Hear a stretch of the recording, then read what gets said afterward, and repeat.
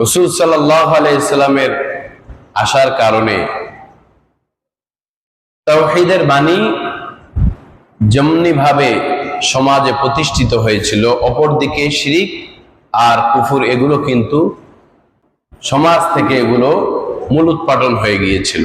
আজকে শিরিক, কুফর এবং নিফাকের সংক্ষিপ্ত আলোকপাত করবো ইনশাআল্লাহ। মা তৌফিক ইল্লা বিল্লাহ।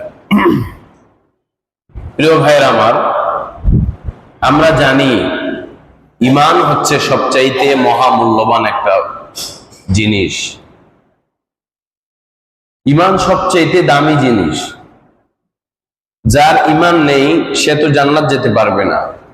আর যারা পরিমাণ যদি ঈমান কারো থাকে তাহলে সে 10 দুনিয়ার সমান একটি জান্নাত পাবে। সুবহানাল্লাহ। তো ঈমান শব্দের অর্থ কি বলেন তো? বিশ্বাস করা। ঈমান শব্দের অর্থ কি? বিশ্বাস করা। তাহলে ঈমানের বিপরীত শব্দ, ঈমানের বিপরীত শব্দ হচ্ছে কুফর। ঈমানের বিপরীত শব্দ কি? কুফর। এর বাংলা হচ্ছে অবিশ্বাস করা। এর বাংলা কি? অবিশ্বাস করা।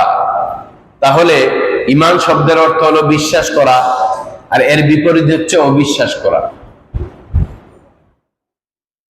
তো আমরা যে সমাজের মধ্যে যেগুলো অবিশ্বাস হয় বা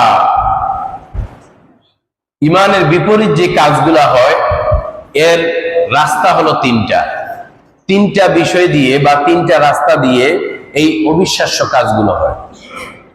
একটা হলো শিরিক, আরেকটা হলো কুফর, আরেকটা হলো নিফাক।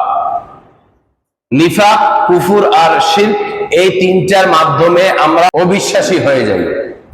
তাহলে এই তিনটি বিষয় আমাদের জানা অতীব জরুরি। এই জন্য আজকে এই বিষয়গুলোর উপরে আলোচনা হবে ইনশাআল্লাহ। তাহলে সর্বপ্রথম আমরা কুফরের পরিচয় নেই। কুফর শব্দের অর্থ হচ্ছে আবৃত করা, ঢেকে রাখা, গোপন রাখা, অবিশ্বাস করা।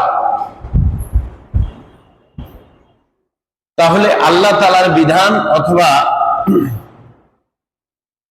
নবীর কোন বিষয়কে, ফরজিয়াত সমতুল্য কোন বিষয়কে কেউ যদি ঢেকে রাখে, গোপন করে, অবিশ্বাস করে, তাহলে সে কাফের হয়ে যাবে।